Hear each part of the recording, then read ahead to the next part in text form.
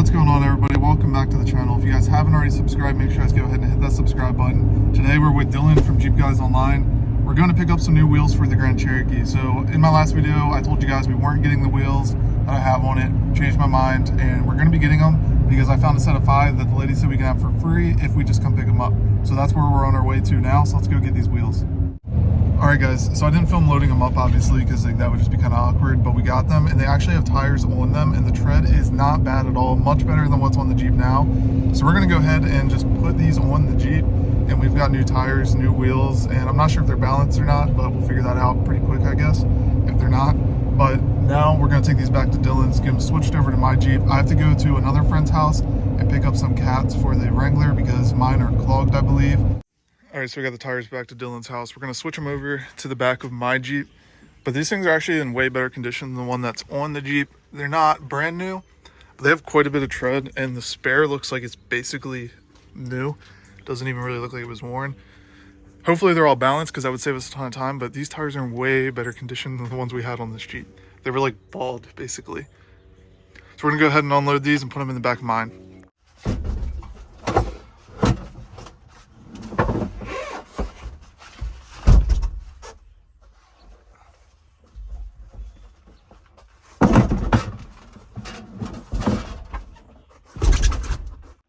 All right, so it's the next day. We got everything back at my house, getting ready to work on the Jeeps again. So let me show you guys what we picked up yesterday.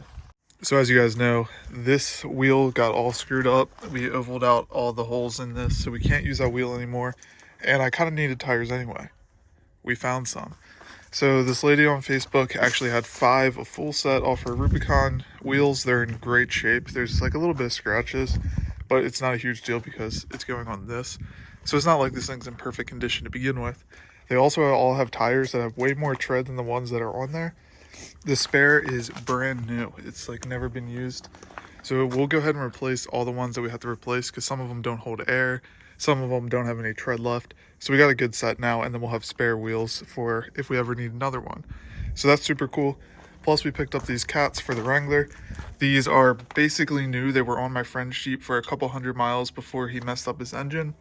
But we're going to go ahead and put these on my Wrangler because the cats on my Wrangler are all clogged. So we got to replace them anyway.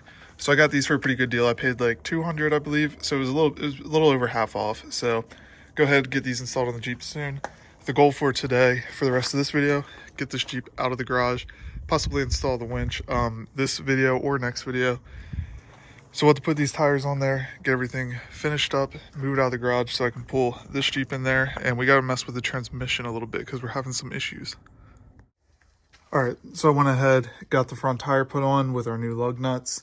The rear tire needs to be replaced because it's flat, but I don't really care if that pops off the bead, so I'm just going to drive it out of the garage like this, get it out of the way, and then we're going to clean up the garage a bunch and pull the Wrangler in and work on that a little bit later. Once this is out of the garage, though, I'll go ahead and swap over all the rest of the tires that we have to, and then we'll install the rest of our lug nuts. Only thing that I wish I didn't get is these like locking lug nuts because nobody's really going to steal these tires off of my Jeep anyway. That just doesn't happen around here too much. And I'm definitely going to lose this like socket adapter thing. So this is going to become a pain, but it's whatever. We'll go ahead and use them for now. Got everything all installed. These tires definitely have a whole lot more tread than the ones that were on there.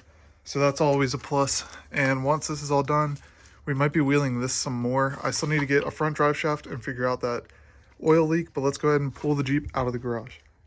Now there's still a few more things I want to get done. For example, this door panel. As you can see, it's not hooked up right and this lever doesn't work.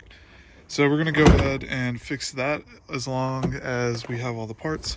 For the front, I'm going to go ahead and put the winch on. Needs a new battery. Change out the headlights. We're going to be putting yellow headlights in this one.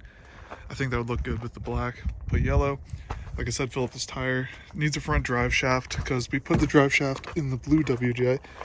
But from this angle, you can really tell the difference between 35s and a 6.5 inch lift versus 32s and a 4-inch lift. Also, as far as the rooftop tent, I think I am going to go with a rooftop tent on this one, opposed to a tent in a trailer to start, because someone commented that we can always move the rooftop tent to a trailer, and that was a really good point. So I think that's the way I'm going to do that for now and get everything set up, because that'll let me save some money and put it into other things on this Jeep, or this Jeep, like the axles for this one. Really want to wrap those up, but that kind of comes down to what's wrong with the Wrangler, because this one's got to be a priority because this is my daily, and we might have messed up the transmission.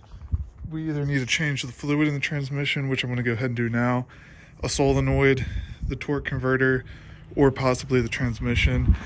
The code I'm getting is very generic, so I'm going to go ahead, we'll drop the pan out of it, change all the fluids, see how everything looks in there, see if there's any metal in the pan on the magnet or anything, and basically move on from there. The code doesn't really tell us what's wrong with it. It just kind of, it's a transmission issue or a torque converter issue. And there's a ton of things that could be. So I'm just going to start with the simple things like flushing the fluid, changing filters, all that stuff. That's why I picked up the filter and seal kit yesterday, was so that we could do this. All right, guys, so it's the next day. I basically spent all night working on the Wrangler. I didn't record any of it because it was just dropping the pan off the transmission, cutting up some of the exhaust to make room so I could do that, and all that stuff. So it would be kind of boring, and there's really not much to record, and it's hard to record under the Jeep. So let me just show you guys where we're at. So I got the pan out of the transmission along with the filter, which we'll be replacing as well. And there was a little bit of, this is just seal, this isn't metal, but there was a little bit of metal flakes in the bottom, but it wasn't very thick. It was similar to, if you guys have run new gears, you guys know how that is with like a break-in period and all that. And normally that would possibly be a little alarming.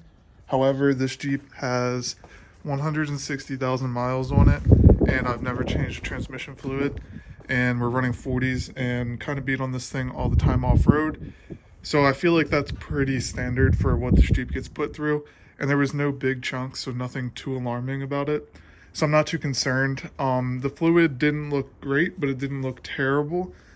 Now that we have the pan off the bottom of the transmission, I'm gonna go ahead and finish cleaning it up, clean everything out of it, clean up all the excess seal on here.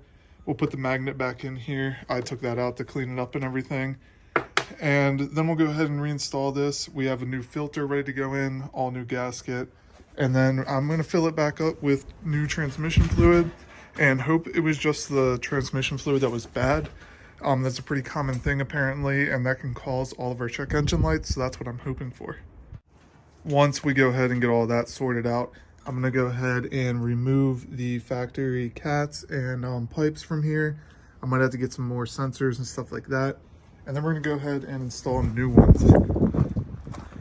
So these are the new ones. I'm glad this center section's here because I actually had to cut this. I didn't have to, but it made it a whole lot easier, and I'll show you what I mean. So I basically cut the factory crossover part out because it allowed me to get access to the back bolts on the transmission pan, somewhere down here. They were basically covered by that exhaust, and there was no way to get to them without cutting that off. So I just took the saws off, cut it off. Not a huge deal because we have new stuff going in, and we'll replace that once we get everything else done. I'm just super happy that there was no big metal chunks down here in this pan. That was my huge concern because I really don't want to replace the transmission right now. So many other projects I want to get finished.